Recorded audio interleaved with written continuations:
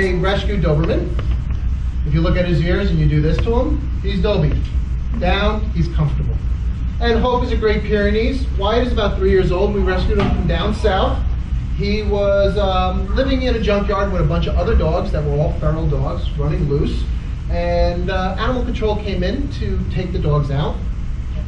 And the kid said there's one more there. He was rolled up in a ball. He had every bone in his body showing. He had no hair on his body. His eyes were gunked up with infections. He had open sores. He had sepsis, which is a bone infection.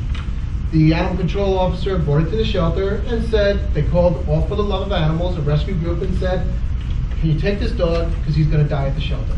And if he dies in the shelter, he died at the shelter, but we'd rather have him die at a rescue facility. So they took him, nursed him back to health. His hair started coming in. He became this wonderful dog. We lost Jack, and I'll talk about Jack and Aspen and also Sedona in a bit. We lost Jack, and about 6-8 months later, we were looking for a dog, and Jody came across him on the website and just said, he's ours. So he came sight unseen. We didn't know other than a picture or so, sight unseen, and he came into our life, and he became this wonderful mahogany color Doberman. Now, Hope, on the other hand, we got her last year after losing Sedona, and last October, and she is another special case from down south. She came with a broken leg that never healed, and also a pellet in her left leg. So down south, they shoot dogs, I don't know. So she goes, yeah, that's me. So once again, a puppy that came to us about 9 months of age. She came from Gentle Giants Rescue up here in Pompton Lakes area. And Candy did a great job rescuing her. We saw her and we just took her also. So we got 2 rescue groups. From a show of hands, how many of you rescue dogs? There you go. How many of you got dogs as puppies? Very nice. We're going to go around the room very quickly just to talk about your dogs. Give me your dog's name, the breed, and also what you want to get out of training. One item. So, Agnes, what do you want to get out of training? Breed of dog. I have a Shih Tzu. Her name is Honey. She's 1 year old. And basically, I want to get her to be really socialized and comfortable with people. With people. And that's it. What type of dog do you have? Black Lab, Piper. She's 6 months. I want her to walk on a leash. We're going to cover walking on a leash today. Wow, we're going to teach you all about it. And actually, Shayna's going to help me out with a little bit of understanding of what you're doing wrong. And we're going to teach you. What type of dog do you have? A golden retriever, 1.5 years old, and he's a jumper. He likes to jump on. Jump. We're going to cover jumping. Now, jumping. How many dogs are jumpers? How many of you have teach your dogs to sit? Lay down, come when called. How many of you are also teaching your dogs to jump? Where's the hands? Wait a minute. If they are jumping already, why not put it to a command for jumping? We're teaching sit. Does your dogs sit all the time even when you don't ask them? All the time when you don't ask them. All right. Or lay down when you don't ask them. Or come when called. We put it to a command. Sit when I ask you to sit. Stay when I tell you to stay. Down when I tell you to down. But how about jump when I ask you to jump? Now, I bring this up because I had a Great Pyrenees, Aspen. She was my great partner. And I used to take her to nursing homes, and bringing her up on the bed was nothing but easy. I would say, jump. And I would do this to my chest, and she would jump up and put her paws on my shoulders, and then I would move her paws onto the bed. I taught her that when I do this, you're allowed to jump. So today when you come home, and your dog is jumping up on you, you're going to do this, jump. And you're going to catch the dog, and you're going to say, jump, when I do this. How many people walk into your house doing this? Anybody? No one. So that's the command for the dog to jump. Now, I know you say, I don't want my dog to jump. Then don't give the command after you teach them. When dolphins are being trained, the first thing they teach dolphins to do is go to the bottom of the tank. Because when they don't want to work, guess where they go? To the bottom of the tank. And now you have an 800-pound mammal that you're trying to bring up to the surface. Impossible. So they teach the command, go to the bottom of the tank, whatever whistles it is, and then they never give that whistle. So the dolphin says, oh, I can't go to the bottom of the tank because they didn't give me the command to do it. So for jumping, I grew up with German Shepherds. We had 2 German Shepherds in our household, and Mom was training one of them, and she asked me, can you come with me to train the other one? So we went to a facility for training German Shepherds. And I had a similar issue with my dog jumping. And I said, how do I stop him from jumping? Well, the gentleman older than me, I was 17 at the time, gentleman older than me says, first thing you want to do is knee her in the chest. But I said, my dog is saying I love you. Because that's what she's doing. She's jumping up saying, I'm happy to see you. I'm jumping up, happy. I want to say, I love you. And then I knee you in the chest? She doesn't think that's fair. Then I said, I don't want to do that. What else can I do? Well, when she jumps up, grab her feet and pinch them until she squeals. And I looked at him and I said, I really don't want to hurt my dog. What else can I do to stop her from jumping? All right, hold her feet and step on her back paws. And I went, all right, you're just not getting it. My dog is saying I love you. How do I teach my dog not to jump up on me?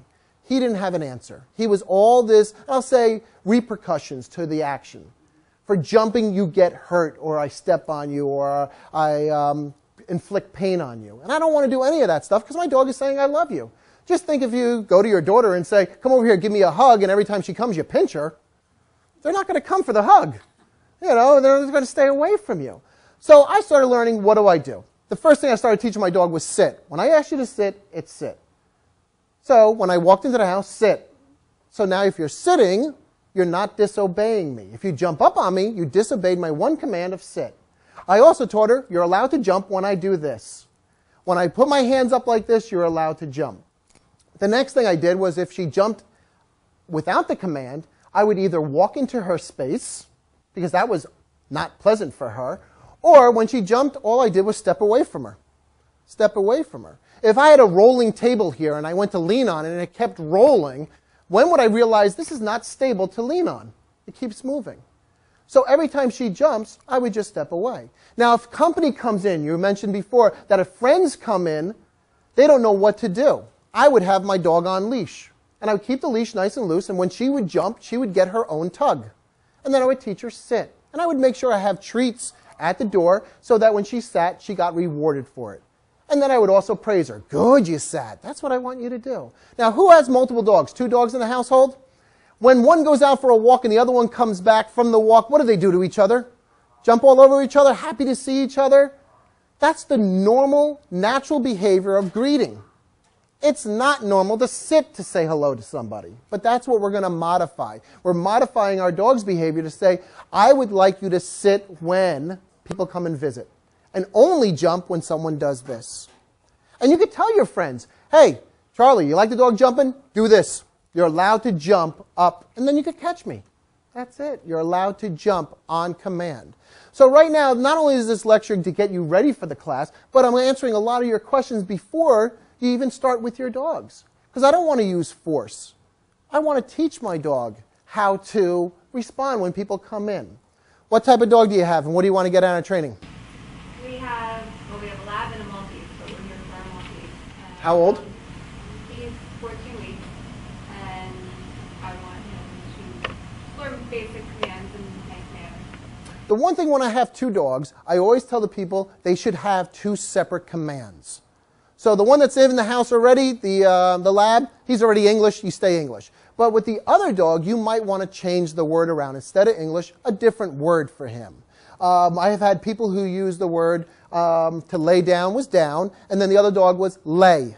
So when I told one dog down, lay, the dogs knew what is expected of them. Both my dogs, he's in German, and she's in a little bit of Spanish, English, a little bit of Russian. I mix words up for her. Now people say, why? Why do you do that? Well, I do class. And I'm telling all my dogs, sit. Sit your dogs, down your dogs. Tell your dogs to stay. I don't want my dogs doing this. Or as a Pyrenees, just look at me like, yeah, I don't think so. So when I tell them their command, they go, oh, you're talking my language. You're talking what is expected of me. And all it is really 4 words. Sit, stay, down, come. That's all you need to know for the dogs. So when he knows his word, he knows it's his word. Her word is her word. And it's really funny when I go to visit mom and dad, which one of our language we're going now, because I've done German, I've done Italian, I've done French. So I'm like, oh, now this one's a little bit of Russian, a little bit of Spanish. Mom's like, you're killing me. I'm like, it's all right, Mom. You'll learn the 4 words. It's not too hard. And she's like, oh, I'm just going to use English. I said, they'll ignore you. And they do. She says, sit, and they just look at her like, no, I don't think so. What type of dog do you want? What type of dog do you have, and what do you want to get out of training? I have a Shih Tzu, and I want basic obedience, but also I'm having trouble crate training her. Crate training. Now, as in potty training or staying in the crate? Well, she's barking like crazy when she's in the crate, and she doesn't understand that she's not supposed to go in the crate. Oh, potty training. Potty training. Now, with potty training, any other issues with potty training? Sure, 14 weeks old. Just, yeah. Nobody else has issues with potty training? With the potty training, I tell people, make up a chart. Here you go. You just made up a chart. Hours of the day, days of the week. And I start charting when the dog goes to the bathroom. PI for pee inside, PO for pee outside, DIDO for dump. We have children here, so dump works well. And I start charting when the dog goes to the bathroom. Most likely with a young puppy, every 2 hours you're taking that dog out. Maybe even sooner to get the dog on the routine. If you're dealing with children or adults, as in like the husband, one has a one color pen, the other one has the other color pen, so now you know who took the dog out last, and there's no bickering, I took it out last. No, the red pen took it out last. There you go. Once I start seeing a chart, they pooped in the house yesterday at 12 o'clock. Guess what I'm going to do today at 11:30 or 11:45? Take the dog out. Because that might be the dog's schedule. This has worked very well with all my clients. I've also hung a bell, jingle bell, holiday bell, by the door. And every time you wake up in the morning to take them out, take their nose, hit their nose on the bell, and take them outside. They learn very quickly that ringing the bell gets me outside to go to the bathroom. My one warning is do not play with them. Because they learn very quickly, oh, ringing the bell gets me outside to play, and they'll be ringing that bell constantly. So I taught this to my brother's dog, Rambo, and he goes to the door, rings the bell. My brother's a contractor. He's up in the office, and he hears the bell ringing. He comes down, lets the dog out. He doesn't have a mess on the floor after working upstairs for 9-10 hours straight, not thinking about the dog. So that's one reason with potty training, teaching the dogs that you go out. With a puppy that goes in the crate, now was this a dog you got from a pet store or from a breeder? I got her from a breeder, and she was in a cage for like the first 15 weeks of her life. Yep. I've had her for about 4 weeks now. All right. What your thing is now, taking her out more often and maybe removing any bedding that is similar to grass. Because if it's like a sponge, all right, I'll pee, it absorbs, and then I'll lay in the other corner. Sometimes making the crate smaller so that there's less room for the dog to walk around and pee in one area and then sleep in the other area. Also with crating, it's just being consistent. Now, barking's tough with a dog when they bark in the crate because they're barking either to get out, and you'll understand the last board what's up with your dog, and I'm already thinking what I know about your dog already. They want to get out. They might hate the restriction of being in there. It hasn't made it fun yet. So what you can do, they sell a thing called a Kong toy. I love the Kong toys. It looks like a beehive. Now, this Kong toy, I would put a rope through it and a leash snap, one of the snaps that a leash would have, and I would tie it to the back of the Kong. And then I would fill the Kong with some dry food, maybe some peanut butter, maybe some yogurt, maybe some cottage cheese, mix it up in a bowl, shove it in the Kong, put it in the freezer, and get it frozen solid. Now with that Kong, with the snap, I could snap it to the back of the cage and tell my puppy the only time you get this Kong is in the cage. Now my dog starts associating cage with Kong time, frozen treat time. And they can't leave with the Kong because it's attached to the back of the cage. It works very well with the dogs. I don't slam the door. I leave the door open and let the dog come and go as it pleases for the Kong toy. So that's something that you could start teaching the dog. Hey, the crate's wonderful because that's where I get my Kong. What type of dog do you have? What do you want out of training? She's a lab shepherd mix. How old? 7 months. And what do you want to get out of training? She pulls on the leash. We're going to cover that today, so we're going to go to another thing, so that was already used. Okay. She jumps on people sometimes. Something else. We needed her to come when she's called. Come when called. One of the things that I get all the time, I got to teach my dog to come when called. How do I get that? First of all, rewards work really well. Because when you come to me, you get a reward. If I told your daughter every time she comes to me, I give her a quarter, guess what? Every time I call her, she's going to be coming when called because she gets a quarter. So that's a good thing, using rewards, especially at a young age. I want to reinforce that. Also, a very long leash. Now, not a retractable leash. I don't like them because the dog has to pull to get leash, and we don't want to teach our dogs to pull. I like to be able to give them a long leash, 15, 20 feet, let it go in the backyard, and then when I call you, I pull you to me, and I give you a reward that when I call you.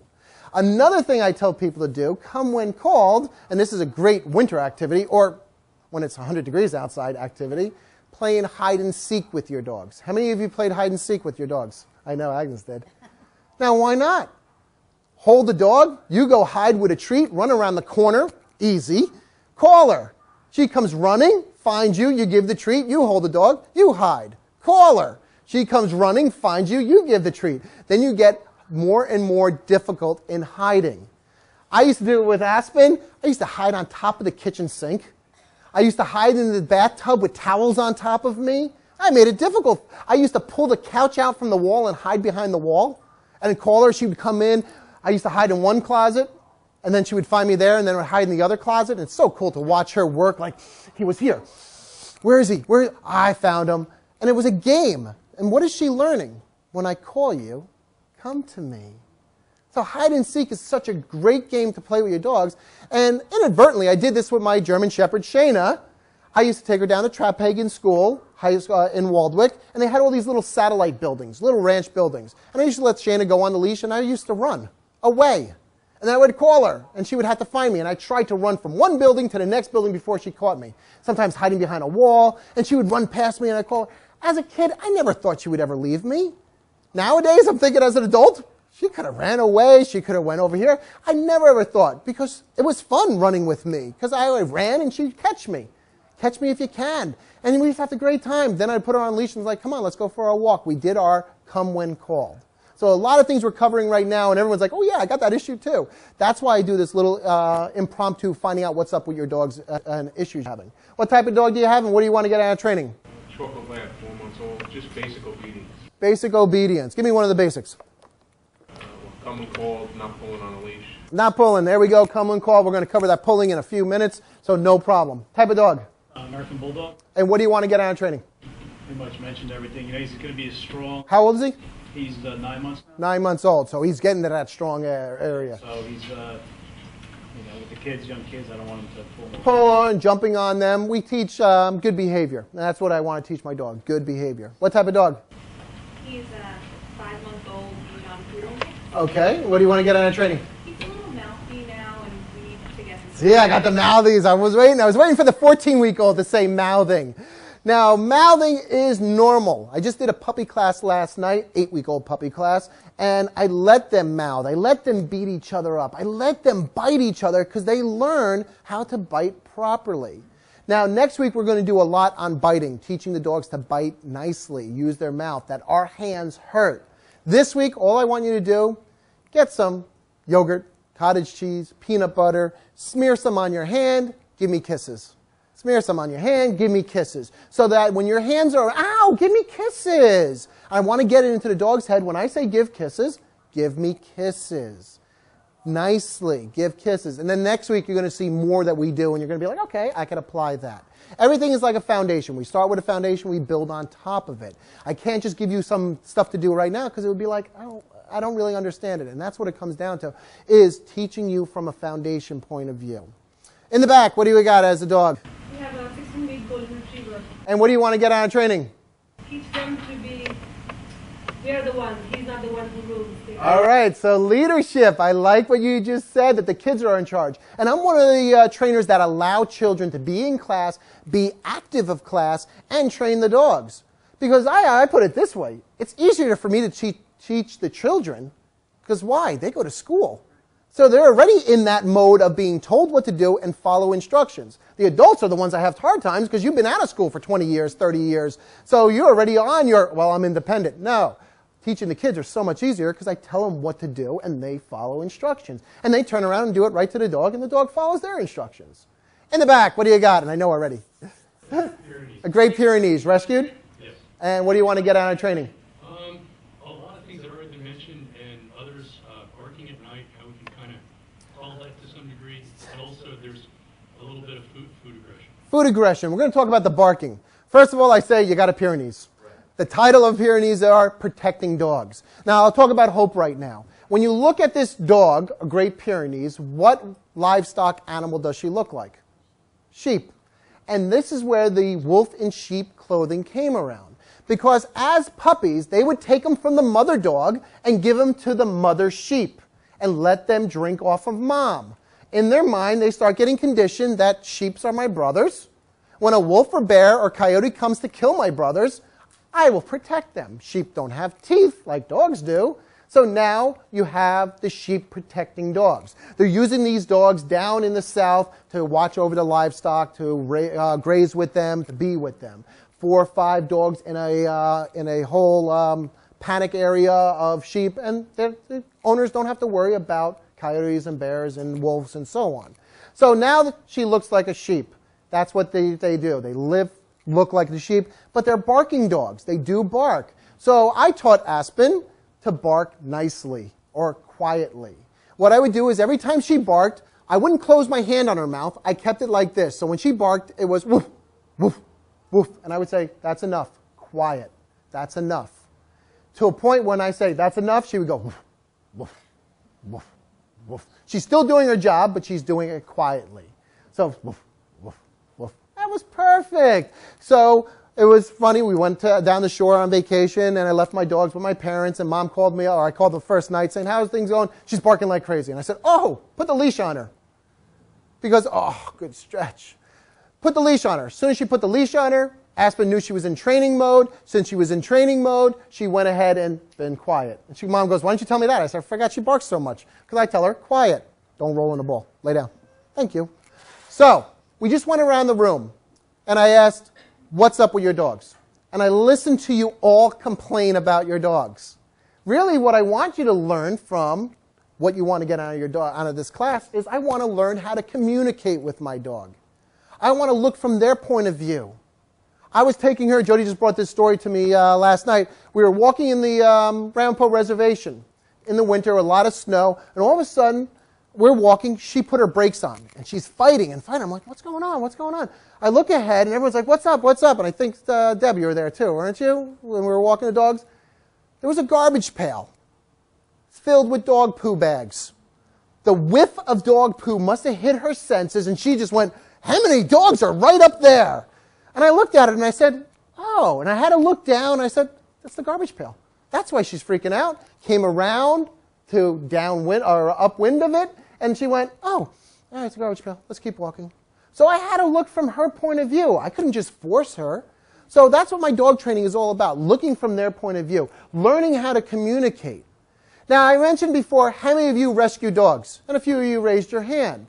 Well, I got to talk about Jack, because this is my story about Jack.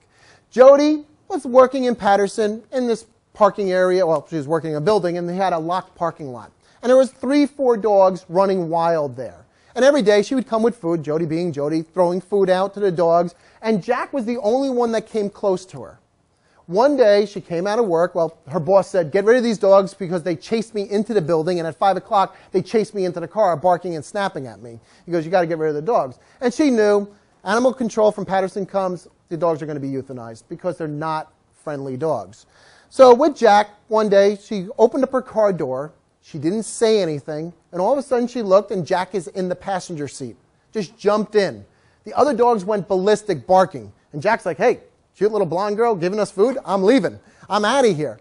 So on her ride home, she's on Route 20 saying, don't bite me, please don't bite me, in this little Miata car that she just got. And she goes, you couldn't come like 2 weeks earlier when I had a bigger car and not the Miata? I could have thought about this. And she goes, well, dude, you're in the car with me. She calls Mom up. I got a dog. Mom flips out. What do you got a dog for? She's like, well, you know what? He's cute.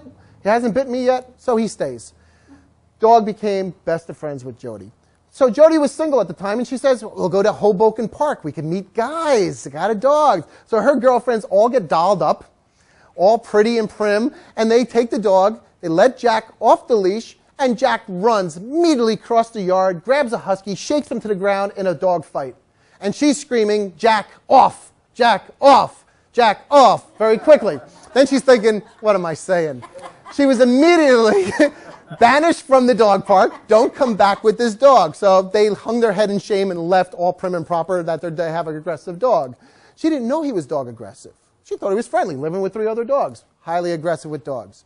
She's walking to work one day, walking her dog, and a guy was walking to work. And as the guy approached, he immediately jumped up and snapped at his face. He's people aggressive. Children, highly aggressive. So all she did was walk her dog early in the morning, late at night. That was it. She brought a trainer in to help her with training. And after 3-4 weeks, he wasn't really listening. So the trainer says, we are going to go to this thing called a pinch collar. German prong collar, pinch collar. And we're going to teach him down. Jody goes, fine, you're the dog trainer. You know what you're doing. Put it on leash, put the leash under his foot. He told Jack to lay down. He didn't listen. He pulled up in the air, making it a pulley action, slammed his chin to the ground. He yelped, and Jody says, you may leave my house. You are not going to hurt my dog. Well, your dog's really aggressive. She goes, I don't care. He loves me. I'm not going to hurt him. I don't want to use force. I want to train him to be good. She goes, no, get out. I don't want you hurting my dog. So there she had a bad taste of dog trainers. She started working with the Bloomingdale Animal Shelter, helping with the PR work, and Sandy said, come up to dog training. Vin's a really good dog trainer, really good dog trainer. After finally being convinced, she came up to class. The first day at the lecture, she goes, I have a highly bad dog at the end of class. And she goes, he's going to bite you. I said, okay, come early so I know how to protect myself. And she goes, if you hurt my dog, I will take you out. And immediately I looked at her like, dinner? Oh, no, you mean in the way, take me out. All right. So Jack comes to class the first day, and she comes in, and she goes, he's going to bite you. I said, give me the leash, because I know what to do if a dog bites me. Took the leash from her. I said, come on, Jake, let's go. And I took Jake for a walk. And then I turned again. Come on, Jake, let's go. Jake, this way. Jake, he followed me, prancing, looking at me. So I got his attention. I handed it back to Jody. I said, who's going to be good in class? She goes, his name is Jack. So immediately I'm on Jody's bad side. After about 6 weeks of dog training, he did really well with training. He started getting better, not aggressive with dogs, was pretty good with people. And I told Jody, continuation classes, you need to do it, you need to do it. You got to come back to class and so on. And she said, all right, we'll come back to class 2-3 lessons later. She goes, all right, it's getting expensive. I have a proposition. I said, what's up? She goes, we start dating, I marry you, I get free training. So Jack brought us together and Jody married me. So I got to always thank Jack for that. So he's my buddy. He watched over her and now I'm watching over her. So good man, young man. So they're part of my training. My dogs, my past dogs are part of my training because everything I learned from those past dogs, I put into these dogs. Sedona, she was Kevlar. Bulletproof dog. You could do anything to this dog. Kids would be on top of her. Bad dogs would be growling at her and she would just look and say, you're going to be trained. She was the best dog I had. This one is now mini Kevlar. She's getting there. Because everything I learned from her, I'm putting into her. But I'm leaving the bad stuff out, the mistakes I've made. So with, I don't know what now, 14, 15 years of dog training, I made mistakes. I'm not teaching you the mistakes. I leave those away. I teach you all the good stuff. So now we start on the lecture. Now, why a lecture? Why do we come here before class without our dogs? I want you 1.5 hours ahead of your dogs. You already know what to do. When the dog pulls, when the dog jumps up on you, what do? Everybody? Step away. Step away. And if somebody's coming in, I'll put the leash on. So when it jumps, it gets its own tug. So we're already ahead of the game with the dogs. Because I want you 1.5 hours ahead of them. I don't want to be explaining body languages and critical distances during the first class. Because next week, 1 hour, we cover so much in 1 hour. It's amazing how much work we go on. The lecture puts you ahead of it. You all want to build that relationship with your dog, but I don't want to use force. I don't want to hurt my dog. I want to change its mind and control its mind because its body will follow. Same thing for people who are working out or dieting. Once your mind focuses on that, you become focused and then your body will change. I don't want to use force. I don't want to push them down. I don't want to knee them. I don't want to flip them on their back and hold them down until they submit. Because actually, I do very little training with them. But I see children on the table laying on my dogs. Now, if I taught my dog to submit is to lay down, what did I actually teach them to do to kids? Hold them down. Put a paw on them. Use my mouth. And when they wiggle, hold harder. Well, I don't have hands, I have teeth. So I'll hold that child harder. I turn around, I see kids, like I said, laying on my dogs, and they're not even my kids. Or my nieces and nephews, strangers. And I just look at my dogs, I'm like, you're so good. Good work. Yes, you are. Wake up. He goes, no. All learning is based on your attitude, your belief, and your understanding. You have to believe in the training. If you just say, and I had clients, I've been to 3 trainers before, I'm going to give you a try. I tell you, save your money. Don't give me a try. Vin, I need this to work. That's the focus I want you in. Because now you're in that thought process, I want this to work, I need my dog to be good. And then your mind is going to follow and you're going to help the dog out. We all have critical states of mind. There is critical. There is okay and whiny. These are all states of mind. You're on your way to work, you get cut off, somebody really chops into you, you're all frustrated, you're screaming at somebody, you get into work and the car didn't work or the key didn't work, you're angry, and then somebody might say what to you? Count to 10. Take a deep breath. Aren't you going on vacation next week? Think about Bermuda. Okay. And all of a sudden your focus went from that crazy guy who cut you off to thinking about vacation. And what does that make you do? Change your mind. Change your mind, change your focus. Now, I cannot tell my dogs, think about Bermuda. Count to 10. He goes, okay. I'm trying to wake them up. They've been working all morning. Wake up. I am going to do a little bit of a cheat here. Okay. But I can tell my dog, let's see if he does it. Instead of looking at that cat or the squirrel, watch and crinkle. Keep an eye on me. Now, I did a little bit of cheat. When I'm working, they will keep, there she is. She opened her eyes. Way to go. She goes, this is a lecture. We've been through this so many times. Keep your eyes on me. Focus on me. Because you'll never, ever get into trouble if you keep your eyes on your owner. Children, some great advice. Never take your eyes off of mom and dad. If you watch their values, if you say, what would mom do in this situation? Oh yeah, maybe I shouldn't do that. She wouldn't do that. You will never get into trouble. Ever. It's when you take your eyes off, you get into trouble. So some good advice from a guy who gets into trouble a lot. So I learned in my old age, hey, my parents had some good values, very good values. So we got critical, okay, and whiny. Your dogs have these things too. I'll see dogs come in and they're so frustrated and they're barking like crazy that they're not even listening to the owner. And I hear the owner, sit, sit, sit, sit. You might as well be talking a different language to them because they're not listening to you. They're focused on something else. We want to change their focus to watch you. I bring my dirty laundry. Even for the video, I bring my dirty laundry. Because gentlemen, give me the correct color of this shirt. Tan. Tan. Beige. Beige. No, yeah. Give me a color. Tan. Right next to you. Your son. Tan. Ladies, please give him the correct color. There you go. Khaki. Taupe. Yeah, you're going to be taupe. Gentlemen, you're all wrong. It's taupe.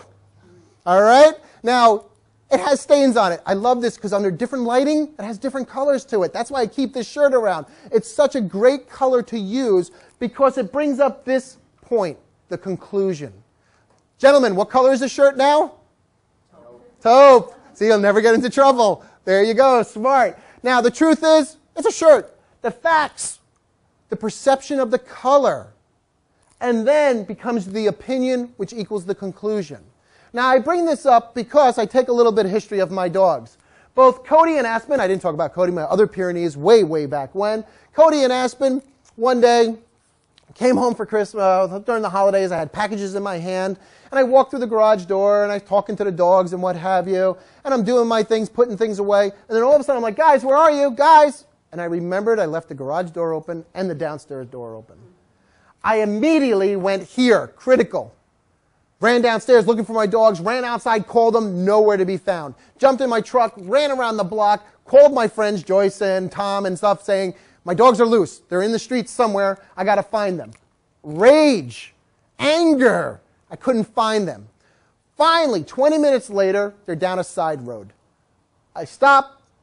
I call for them. Cody, Aspen. They came running. I wanted to shake them.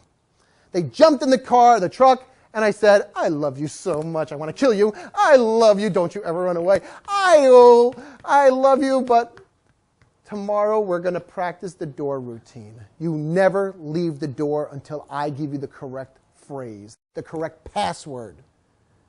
Now, I bring this up because I grew up in the Italian household. Any Italians in the room? We grew up in the old Italian household. Get over here for a spanking. How many of us ran for the spanking? Or did we run from the spanking? Yeah, I ran from the spanking because I knew I was in trouble. Now, if I would have yelled at Cody and Aspen and shook them and said, how dare you run away? What was my mistake? I called my dogs. They came running to me, and I yelled at them.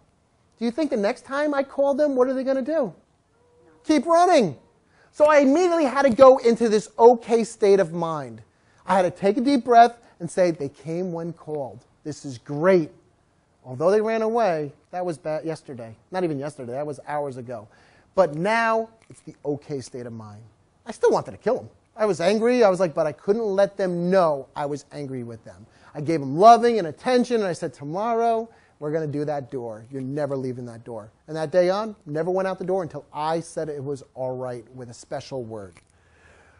All things are based on a relationship. This is the only time where dogs, this is why dogs are so important with humans, because they're pack related. They want to be part of the family. I'll have puppies where they banish the dog into the kitchen and they go into the family room and watch TV and laugh and have a good time. Guess what your dog is thinking? Hey, I want to have fun with you. That's where the barking, the craziness comes in. I get a few clients, I put my dog downstairs and I go to sleep. Guess where the dog wants to be? With you sleeping. I'm a pack. The pack stays together. We don't separate. And that's where the barking comes in. I say, move the crate into the bedroom with you, and then all of a sudden, barking goes away because the pack is with you. They're with the family. And that's what training is all about, pulling it in to say you're part of my relationship, part of my family. Wherever we go, my dogs go with me. And actually, they're more welcome than I am. Where's the dogs? I showed up to Mom. She goes, where's the dogs? I'm like, hi, Mom. I'm here. Oh, you didn't bring the dogs? No, I'm sorry, I didn't. Behavior is a direct result of emotions and self-control. I cannot change my dog's emotions, but I can give them self-control. This is a routine that all your dogs are going to learn next week. I call it go to place. Go to your spot. Go to your rug. I never said sit to them. I never said down to them. I never said stay to them. Every one of your dogs are going to learn this thing. Now, if you want each week to practice it, or every day to practice it, it's a wonderful routine. Because think, you go to a party with your dog, go to your place. Now your dog's with you, not bothering anyone. Or you're having a barbecue, go to your place. Or you're watching TV for that puppy who still pees, go to your place. You're not walking around the room, you're going to pee somewhere. But here you're in place, you're not going to pee because most dogs don't pee where they're sleeping. So I'm giving self-control. Hope, can you wake up? Thank you. Hope, Libre, self-control. Go visit. I'm just going to see if I get her back. And look where she immediately goes, right to the kids. She's like, where's the petting? I got petting and so on. That's it. Oh, now I woke you up. He goes, yeah, I'm going to use the other side of the bed where it's nice and warm. Giving self-control. They've been up here since 8:30 this morning in place. Now I take them down to work them, take them to the bathroom, of course. But their job is to hang out, hurry up on a nice, comfortable bed, and wait for me for the next training. Hope, Salta. Yeah, I know. Salta. Thank you. She goes, okay. She goes, I woke up for my job. Yes, you did. Very well. She goes, okay, can you turn around? So part of it is giving self-control. And that's what it comes with dog training. Giving my dog self-control. That jumping up on everyone, they don't like it. You need to sit down for them. Relaxing. Go to your place. Settle down. Hang out. So you'll see next week how well your dog does. Repent and confess. It's what I want for my dog. I don't really want them confessing, but I want them to agree with me that hanging out with me is a good thing. Or not jumping up on someone is good. Or taking a treat nicely. Or not stealing something from the table. I want to teach my dog, change your mind and agree with me, it's better if you do this. All things are taught in a logical sequence. This is the only time where you are my students and I'm your teacher, and then you immediately turn around and you become your dog's teacher, and they're your student. Do not think that you're coming on a Monday, Wednesday, Thursday, Saturday training class to train dogs. You're coming here to learn how to train your dog. I've had clients who come and say, I said, oh, I missed you last week. Oh, yeah, the dog was sick. Were you sick? No. You should have been here. Because it's a 6-week course. And with a 6-week course, each week we learn something new. You weren't sick. Now, if you had the flu, stay home. I don't need the flu here. But if your dog was sick, keep your dog home. You come to class. There's always 2 dogs hanging out, looking to be worked. And you can learn the routine that you're going to practice for the next 7 days. Now, with practicing and training, 30 minutes a day, 10 minutes a day, 3 times a day, get your dog well trained. You put more work into it, the better your dog is going to be. Less work, less training. We all have busy schedules, and I know that. So I could see when you're like, oh, you had a busy week. Oh, yeah, I didn't do any training. I could see it. And then the following week, I could see the dog. I said, oh, you had time this week. Oh, yeah, we worked the dog. Because a lot of times the people are like, oh, I was embarrassed. My dog was crazy. The other dogs were better. We all have busy schedules. I know we do. But the training is geared to your training to work your dogs. Any questions?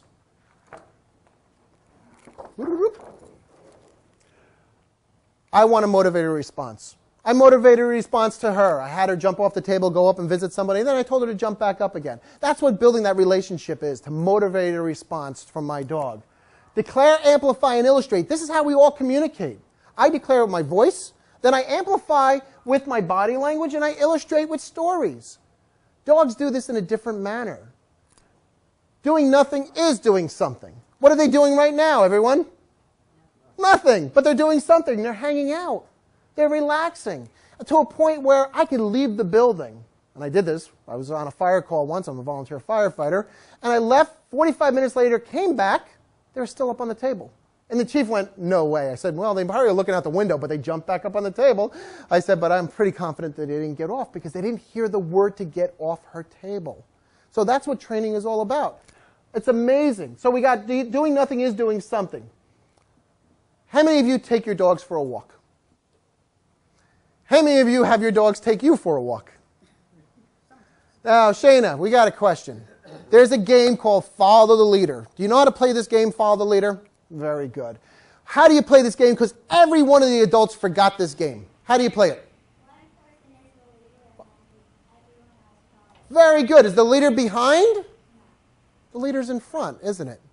So being that the leader is in front, when I'm taking George for a walk, Shayna, who is the leader? Who's the follower? All right, I'm the follower and George is the leader. How do I become the leader? I turn and go the other way. Now I'm the leader for about 2 seconds. As he runs past me and I turn again. And I run past me, I'm like, George, George, George, George. Finally, George stops, looks at me and says, you have no idea where we're going. Because every time I go that way, you go this way. Every time you go that way, you go this way. Every time you go left, or I go left, you go right. Every time I go right, you go left. I got to keep an eye on you because you have no clue where we're going. Which makes me now what? The leader. That is what dog training is all about. Changing direction, giving the dog the warning, Fido, I'm going this way. You're busy pulling. I'm going to turn. I'm going to go this way. My dogs could walk anywhere on our walk as long as my arm doesn't do this. As soon as it does this, then they go into a command of heel, walk at my side. And you lost the freedom. And you can see sometimes Wyatt looks at me like, oh, sorry. He could go anywhere he wants. He's got sometimes a 10-foot leash, sometimes a 6-foot leash, but as soon as you pull my arm, you lost the freedom. You're allowed to walk. I'm not one of these trainers that says, right at your side. Now, if I had a highly dominant dog, aggressive dog, then I would say, yeah, let's teach the dog that you're the leader at my side. You got to walk and follow my instructions. But if I got a dog that's just easy going, you could go. You could sniff. Enjoy your walk. That's what we're here for. But I don't want you pulling my arm out because as soon as you pull, you become the leader and I'm the follower. He walks nicely. There's times he's behind me, sometimes on my side, sometimes in front of me. My thing is, when I say your name, we're back into the routine of working. So I talked about declare, amplify, and illustrate. How do we all communicate? Give me one ways of communicating. Speak. Very good. Give me another way of communicating. Body language. Very nice. Now, I'm going to give some communication right now. Mm-hmm. Good. Turn around. And say, no, thank you. Now, what did I do there? Hand signals. I was in Japan on a business trip. And I was at the train station looking at the map, and I see someone do this to me. So I did this. And the person did this to me again. And I did this. And then I went, this means come in Japanese. I forgot. So when he did that, This means come. And it threw me off because the body language, the hand signals, is what the guy was giving me. And I had to remember that. The hand signals. So we got sight. We got sound. We got touch, taste, and smell. If you're selling the house and you have an open house, what do they tell you to do, besides leave and clean it up? Bake bread, bake cookies. Why? Smells. It's inviting. It hides the 4 dog smells. You know, there it is on a rainy day. Now it smells inviting. So now we got taste and smell involved. So these are all ways, my senses, to communicate through. Now I talk about this one right here, sound. We are human. We talk. Actually, we talk way too much for our dogs. Because they are sight. They can walk into a room and immediately know who is dominant, who is aggressive, who is fearful, who is shy, who's just totally aloof, who's in season, ready to have puppies, and who just rolled around in a skunk 6 weeks ago. Just by the sight and then their smell. Now I bring this up because we're talking way too much. The body language tells everything. Now ladies, think about when you went to a wedding and you're just peering through the crowd and you're like, oh, those 2 people have been in a fight. How can you tell? Because the wife's sitting like this. The body language, you walk over, what happened? Well, we got lost on the way here. It's 10 minutes later. He didn't clean his suit. Look at the stain on his tie. Body language tells everything. And I walk through areas and I watch body language all the time because it hones me on dog training. I could pick dogs out like, oh, watch the dog. It's going to get into a fight. I could pick it right out from the body language, watching the dogs, the ears, the way the ears go, the tail, how the body gets stiff. All this body language tells me immediately before the dog even barks. So I bring this up because we all communicate through our senses, but then we all have love languages. We normally give the same love language we want in return. Gentlemen, training for you right now, gentlemen. We always give the same love language we want in return. Case in point, Jody. I sit in each other in the car. I'm driving. Jody reaches over, starts scratching my leg. Immediately I reach over, I start scratching her leg. She stops scratching my leg. Guess what her love language is? Touch. She wanted her love language. She touched me first, which says, hey, Vin, touch me back. And of course I touched her. And then I'm driving and I'm like, how did she win this one? Some people say, oh, can't you just sit in the room with me? I'm reading a book. Oh, yeah, that's really exciting. All right, I'll sit in there and I'll do a crossword puzzle. You're with me, sight. You don't talk to me at all. Why don't we sit and talk? All right, we're going to talk about what? Tone or touch, or why don't you buy me a gift? It doesn't even have to be big. Give me a flower. Guess what that person's love language is? Gifts. So I bring this up because your dogs have the same love language, and part of your homework assignment is to find out what your dog's love language is. Now, how many of you cannot go to the bathroom alone? Guess what your dog's love language is? Sight. Wants to be with you. Banging on the door. What's up? It's only one way in, dude. One way out. You know what? Doesn't take the rocket scientist. I will be out. Or the ones that you pet, and Hope was doing this before, and if you're ever near Hope on a table, she does a paw thing. If you're in the, I call it the splash zone, if you're in the splash zone near Hope, she will paw you. She will want your attention. She's sleeping now. Aspen was really good with that because I would just pet her, and then she would just paw me, like, more, please, more. If I could wake you up, she says, no, no such luck. So love language is touch. She does love being touched. You could sit there and pet her for hours, and she's like, ha, ha, ha, ha. Very good. Some dogs is sound. All you want to do is say, what a good boy. And all of a sudden the dog's like, okay, I'm good. You don't have to give me a treat. Just tell me I'm a good boy. So your thing is to find out what your dog's love language is. And you probably have a pretty good idea what your dog's love language is already. Can't leave the room. The dog follows me immediately. This one right here. Wyatt. Jody gets out of the room, walks, follows her immediately. And I'm like, oh. Finally, Jack was really good. 9 o'clock at night, he'd walk into the bedroom, then walk out of the bedroom. We'd be in the living room, and he'd go, ugh, and he'd walk back into the bedroom. And when we first started dating, I said, what's this about? Ugh, ugh. I said, Joe, oh, he wants me to go to sleep. He's tired. I said, what? He's tired. He wants me to go to sleep. The reason why, every time I move, he's got to get up and follow me. It exhausts him. I just looked at her. I looked at Jack. I said, go lay down. He goes, okay. She goes, how'd you do that? I said, I told him what to do. Go lay down. Lay down. An hour later, he's like, oh, finally, you guys are going to bed. I could sleep. I am now, the family is together, and I could sleep. So his love language was being around, the sight thing. Now I talk about we're all being human, so we talk too much. So everybody say the word good. Good. Now some dogs love being touched. So short stroke on your leg. Everybody. Good. Come on. Good. Everybody, let's do it. Good. Now encourage Cokes. 2 O's. Good. Come on. Good. Happy, excited now. Good. Calm it down. Good. Good. Happy, excited. Good. I'm doing it alone. Come on, I'm on video. Good. Calm it down. Good. Now, why do I bring this up? You tell your dogs to sit. As soon as they do sit, what do you tell them? Good boy! And the dog gets up. And you're like, stupid dog, sit. And the dog sits. And then you say, what? Because now you're really excited. Good boy! And the dog jumps up again. And you're saying, you're so stupid. This dog just doesn't get it, honey. And you're like, sit. Dog finally sits again. Good boy! What are you giving your dog? Mixed signals. So I want to say you're doing good, so I'm going to say good, sit, good. It's calm, it's consoling, good. If my dog's walking away from me, hope, good. That's it, you're coming, good. If it's far away, good, yes, yes, yes. That encouragement to bring the dog to you. Each dog has a different level. Like the Labs, you do good, good, good. You're getting rolled over because he's going to come full force, 100 miles an hour, and jump on top of you. The Pyrenees, you're going to have to do good, yes, because that's going to have to motivate him. He goes, I'll be there in a week. That's what Pyrenees is. I have a whole area to live in. You know, my joke was with Aspen was, I'm in New Jersey. I'm close enough. Whatever part of New Jersey, I'm in New Jersey. You know, my ancestors did acres of land. I knew where home is. I'll come back. You know, have food ready for me. So all this is teaching my dogs and teaching you to motivate.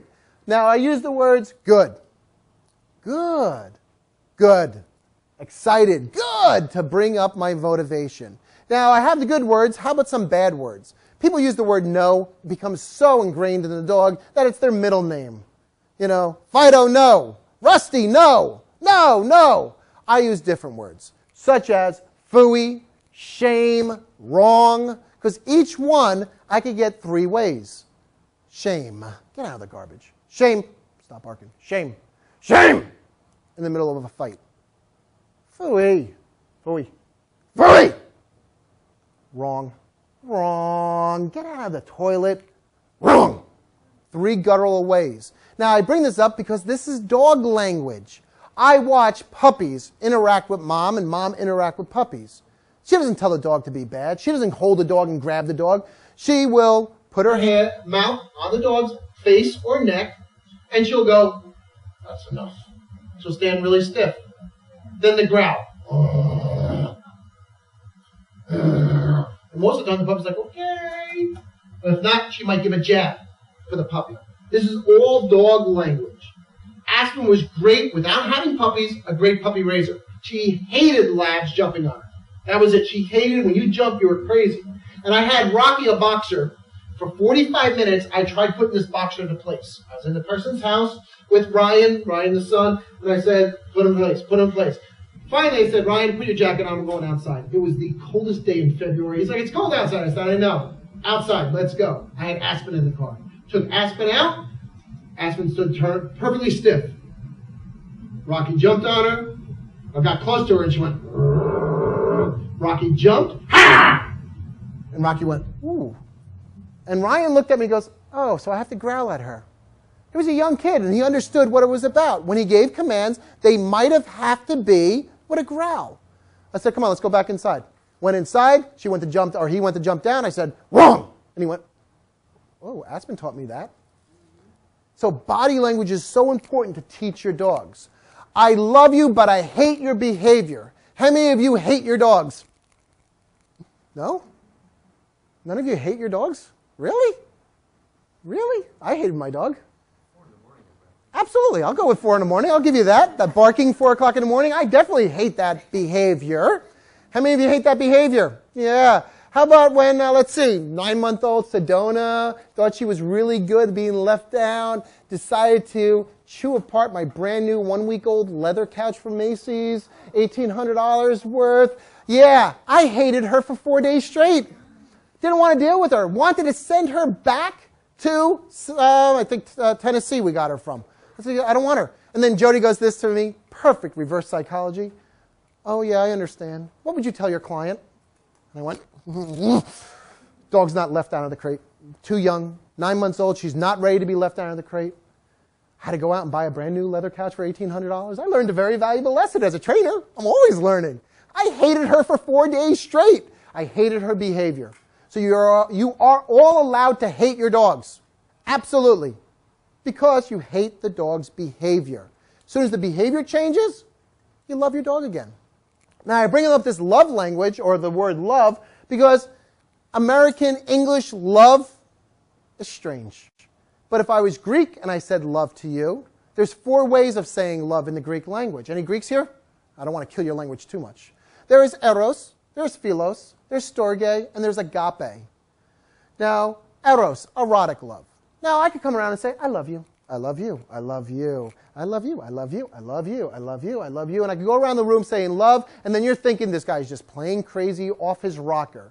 But if I said storge, philos, philos, storge, storge, philos, philos, philos, philos, storge, storge, storge, now all of a sudden you're like, philos, Philadelphia, the city of brotherly love. Positive action should be consistent and predictable. That's what training is all about. House training has to be consistent and predictable. So that chart really works well in keeping the dog on that consistency. Even with training. And this is one of my biggest pet peeves. The dog is standing up and people are saying, sit, sit, sit, sit. So I look at them and I said, so sit means stand? Because you are now ingraining the word sit when they are standing. One of my clients, every time she said stay to her dog jumped up on her. Every single time. And then finally I said, stop what you're doing. Tell the dog to wait and step out in front. As soon as she said wait, step out in front, the dog didn't jump. And I said, the dog associates the word stay with jump. She goes, no way. I said, stay. As soon as she said stay, the dog jumped up on her again. I said, you're not using stay anymore. Use the word wait. Wait means stay. Teach the dog the word. She goes, oh, wow. So for some reason, every time the dog jumped, she said stay. Probably when the dog was jumping, stay. And the dog says, oh, stay means jump. So I have to be consistent. We all, humans, have a body, a soul, and a spirit because we have a conscience. Now, it is not right for me to go into my father's house and kick him out because he's an old man. Dad, you're not providing anymore. You're retired. Out of the house. I'm taking it over. But it's normal for the dogs to do that. When the old dog gets old, you're out, and either you're totally alone or you're at the bottom of the list. And you'll get the scraps later. I'll still take care of you, but you'll get the scraps. Don't worry about it. So I bring this up because some dogs will test you. Absolutely. They might even get aggressive. It's normal. Not acceptable. It's normal behavior for the dog to try to test. If no one's training me, I'm going to test the waters. I'm going to see what I can get away with. Your daughter's going to test you. I hope it's your daughter. Your daughter's going to test you. I bring this up, and it's some of my biggest mistakes, on a cruise ship. Go to Grandpa. It wasn't Grandpa. Yeah, it was Dad. Yeah. And what? Every time I turned the corner, there was Grandpa, Dad. Yeah, it threw me off. So your daughter's going to test you. It's natural. You're going to keep her consistent and say, it's not acceptable. Until you have your own house, paying your own bills, then you could test me. And even then, you still respect Mom. Discipline versus correction. I do discipline my dogs when they're not paying attention or they're being rebellious. Never for my own satisfaction. Never because I had a really bad day and I'm going to take it out on you. Never because you're slow to learn. You need to sit quick. And the dog's like, teach me first. Don't just correct me. I have to teach first before I could correct. I have to teach them what I want. Already I'm telling you, give kisses, use peanut butter. Next week we'll do some more stuff. And the week after we'll do more stuff to teach the dog that biting is not acceptable. But I have to teach from a foundation and bring it forward. Like I said, never because I'm frustrated. And I actually had one of my clients, she came, she rescued one of the dogs from the shelter that I worked with. And she came to class totally frustrated, pulling the dog everywhere. And finally she just said, honey, take the leash. And I sat there and I said, what's going on? She goes, just had a really, really bad day. And it's not fair for me to take it out on the dog. And I looked at her and I said, I love you. Philos, story, I love you. Because she thought about her own dog to say, I wouldn't want to be with me. I'm in a bad mood. Why would your dog want to be? They read body language faster than you. They know you're in a bad mood. So she knew to be able to take a breath And after 5 minutes, she took the dog, and the dog was fine with her because she had to breathe. This is one of my best comments.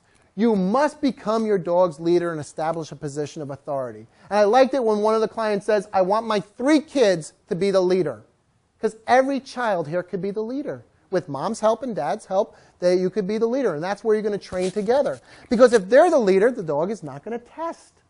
To be a leader, it's very stressful to be a leader. Think about it as yourself. Now, I talk about a story. About 4 years ago, or so, 4 or 5 years ago, we had a house fire. Garage caught on fire, smoke damage throughout the house. We were out of the house for 10 months. For the first month, we were living at mom and dad's. I loved it. The first night, called mom up, had a house fire, coming over with the dogs. She was, I said, everybody's safe. It just has a house fire. It's an inconvenience. Get to the house. The next morning I woke up, walked down, Italian parents, not only orange juice, coffee, orange juice, oatmeal, French toast, pancakes, eggs, bacon, sausage, cold cereal, laid out. I thought I was at a hotel. Jody goes, what's this? I went, we're home. I'm home. I'm home. I had nothing to worry about. Food was made for me. Mom's like, I'm doing laundry. She goes, don't you do that. I said, let her do laundry. She likes these things, keeping her busy. This is great. For a month straight, it was one of my best nights' sleep. Because what did I have to worry about? Nothing. Dad locked the doors. Mom made dinner and food and took care of the clothing. I took advantage totally of it. I loved it. Joy's like, after a month, she's like, we need to get a place. We need to get a trailer on our property. And I went, really? When the phone rang, it wasn't for me. My cell phone rang, it was for me. I knew it was my cell phone. I didn't have to worry about the doors being locked. I had nothing to worry about because I was not the leader. Dad's the leader. Mom's the leader. I got back into the trailer. I get this. What was that noise? Now I'm back in charge again. Listening at the middle of the night, like, there was a noise outside. I got to listen, or the doorbell, or what have you.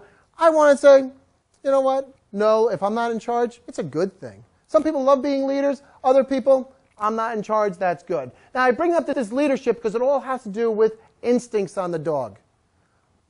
The dogs come with intelligence, education, and knowledge. This is what they come with. And then we give them wisdom. It's not normal to sit to greet people. It's absolutely not normal. They jump all over each other when they greet another dog. Bouncing, jumping, happy to see you. It's normal. You think they come in saying, hello, Charlie, let me sit for you? No! But we tell our dogs, sit to greet this person. He goes, you know what? We also sniff butts. We could do that? Not to people. All right. Boy, your rules stink. Because our ways of communicating. So here's your natural instincts, but we want to modify them. We want to change the rules a little bit. It's not normal to sit up on a table, but they said, okay, we could do this because we get pet, we get food, we get woken up a couple of times. You're such a cutie. She goes, yeah, I know, I am. So I talk about these natural instincts because you got to look at your dog's natural instincts. Look at what your dog was bred for. Very important with the instincts, what they were bred for. All my commands should not be a challenge. It should be a directive. It's not sit, it's sit. Because you know what? It's good to sit because I asked you to, or lay down. Right? She goes, yeah, okay. Before instincts even come into play, you have to worry about your safety. Your food, your territory, your pack, your self-accusation. This is your primary instincts. If you don't think walking down a side street of New York City at 3 o'clock in the morning, you're going to get mugged, guess what's going to happen to you? You're going to get mugged. We travel a lot around the world, and unfortunately we were in Spain. Barcelona, I felt like I was going to get pickpocketed. It was just that feeling. I was so aware, watching people's eyes, watching their body language. I really didn't enjoy myself. I didn't let my guard down. I just always felt like somebody's going to pickpocket me.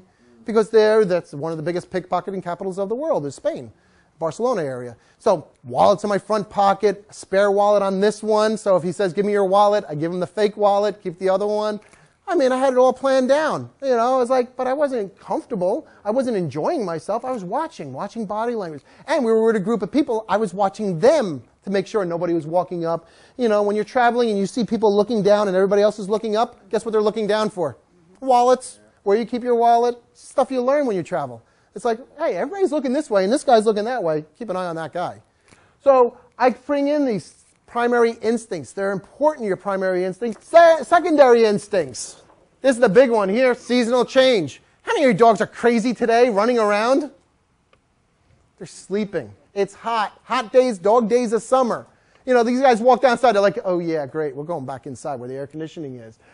Protection, possession, exploration, secondary instincts for your dog. So some examples of instincts is prey, chase, catch, kill.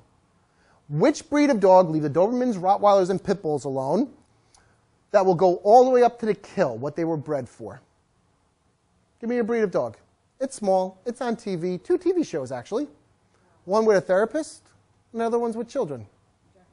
Jack Russell Terrier. They were bred to go into a rat hole, a gopher hole, and kill. That's their instincts. Now, who would I take bird hunting with me? Mr. Jack Russell Terrier or who? Golden Retriever. I get complaints from people. My dog is very mouthy. What type of dog do you have? I have a lab. A lab what? A Labrador. A black Labrador. A black Labrador what? A black Labrador retrieve. You mean he's retrieving me? Yes! Or the dog's running around the kids, nipping the kids' legs. What do you have? I have a Sheltie. That's their job, was to herd the kids. If they get them in the pack, then they're happy. Leave the pack, I'll pull you back in there. Or a Border Collie. These are the instincts of the dogs. And a lot of times I deal with dogs' issues of aggression and so on. It has to be that their instincts are not being fulfilled. We all go off on tangents. Your dogs go off on tangents too. They're listening to you and they're like, oh, sparkly, look at that butterfly. And you totally lose their concentration. Dogs go off on tangents, so do people. We all talk about aggression. Aggression is like a pendulum, swings from being very hostile to being very assertive. Any police officers in the area? Room? As a police officer, you're very, very aggressive in the assertive way. License, registration, please. Are you asking for it? No, you're telling them. Step out of the vehicle. If you don't, I'll pull you through the window. Step out of the vehicle, please. You're being very assertive. Now, if you have to swing to hostile, boom. But more of the time, you're right down the middle. You're neutral.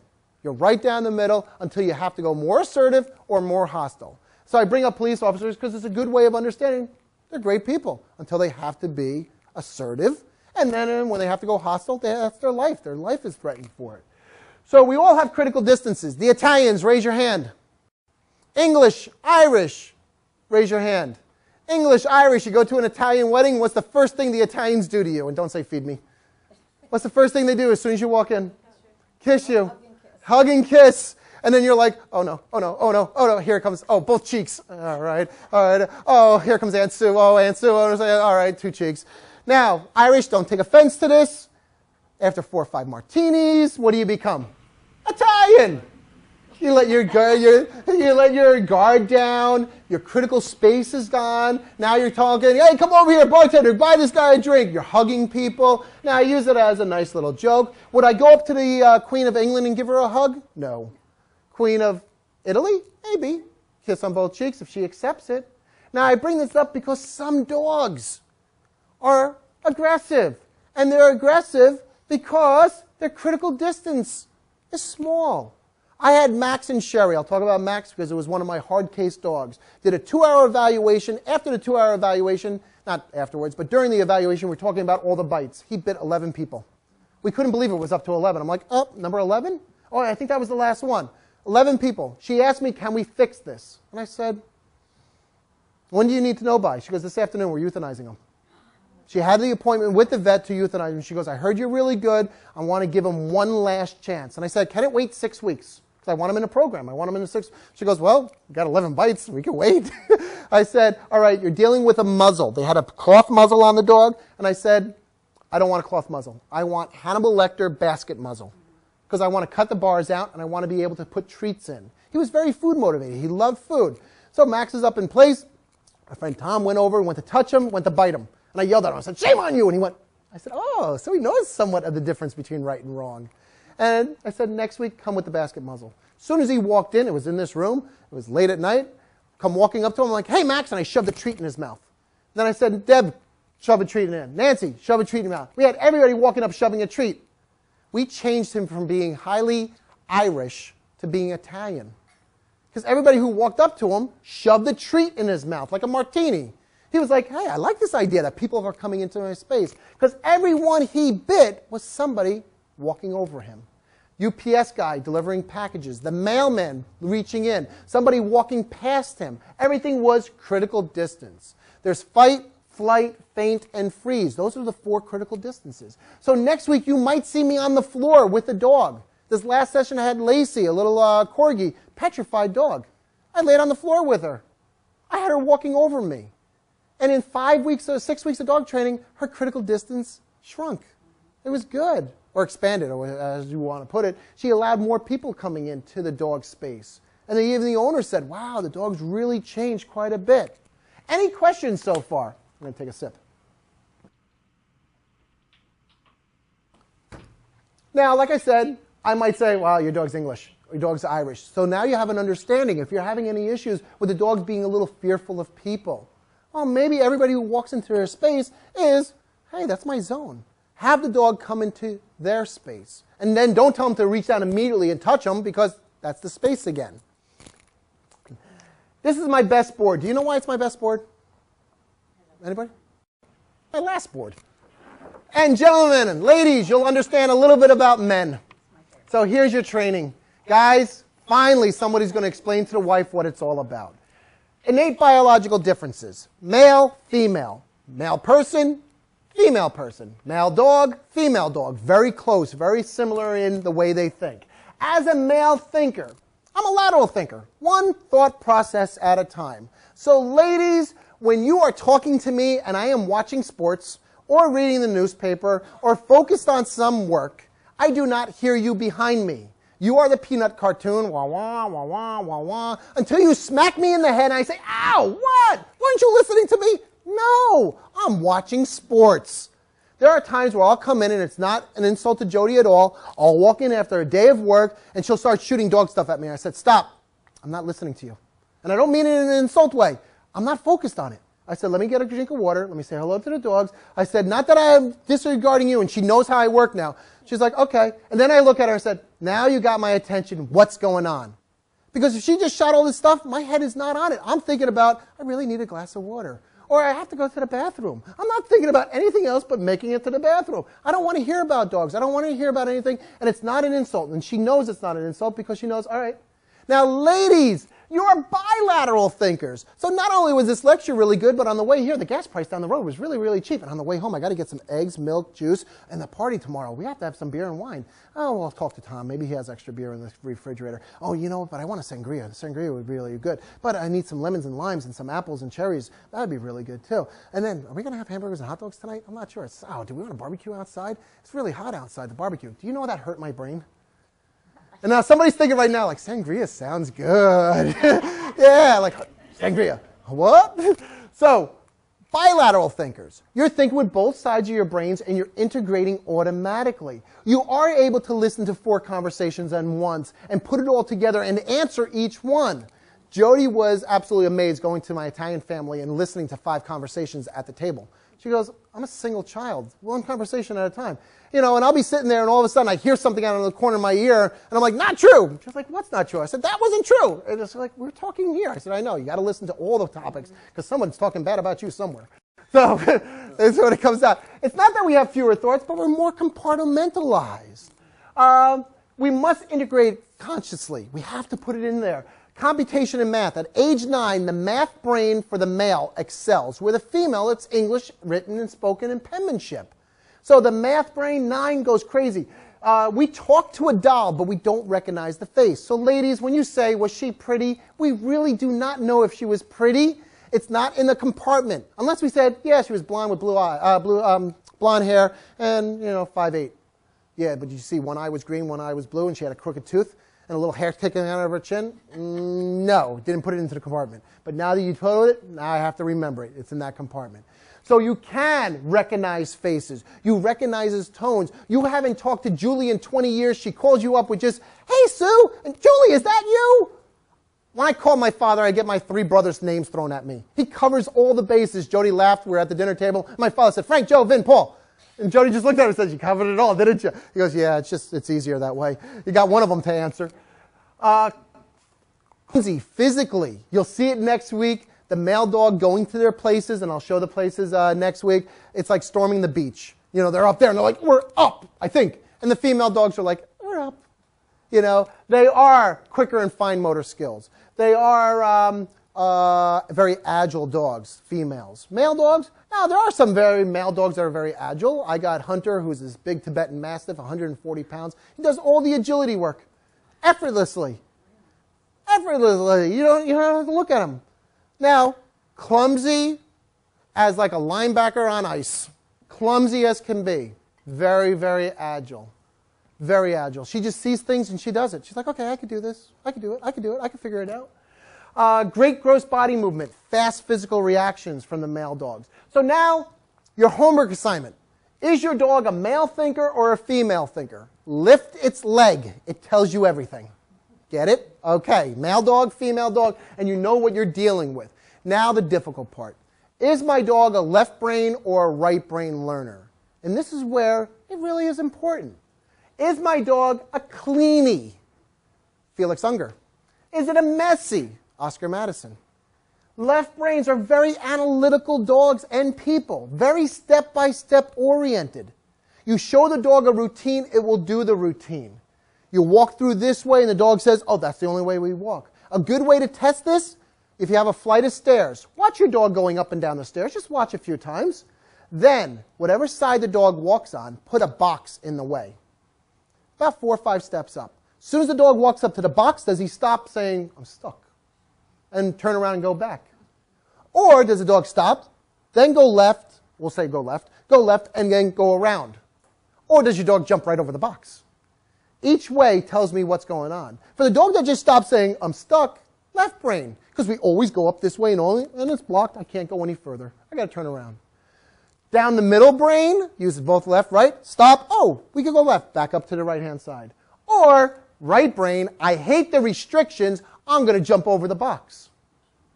Right brain dogs, the ones that hate restrictions. Aspen, right brain dog. Brand new truck. She used to have the hatchback wide open. I said, you know what? It's a new truck. She doesn't know the truck. I closed the hatchback. Came back an hour later. The rug ripped up. She tried digging her way out. Not out of frustration. She's saying, what do you close the door for? I hate restrictions. And she ripped that dog up, the bed up, and she was like, yeah, prove you a lesson. Keep the door open. She stayed the whole time. But she knew, I hate the restrictions. Analytical. Here's a dog that keeps burying a bone in different locations until it's satisfied. Great commercial on TV, Travelers Insurance. I said they took my idea, where the dog's sleeping, wakes up, it's like having nightmares, its bone being lost, digs it in the dirt, takes it from the dirt, brings it over to the bank, drives on the bus, goes to the bank, puts it in the safety deposit box, takes it from the safety deposit box, next he lays on it, it feels safe. Where's your bone? Is it safe? The insurance travel agent.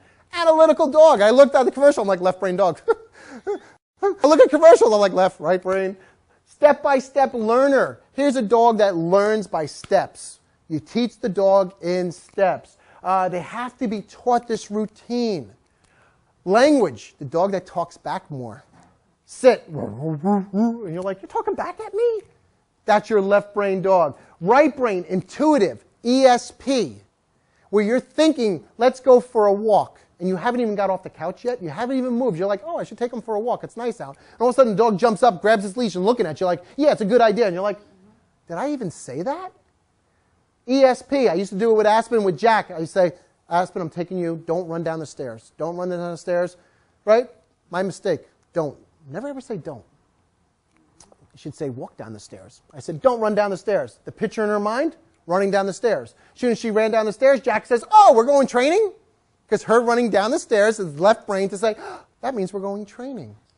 So ESP, I should have said, walk down the stairs.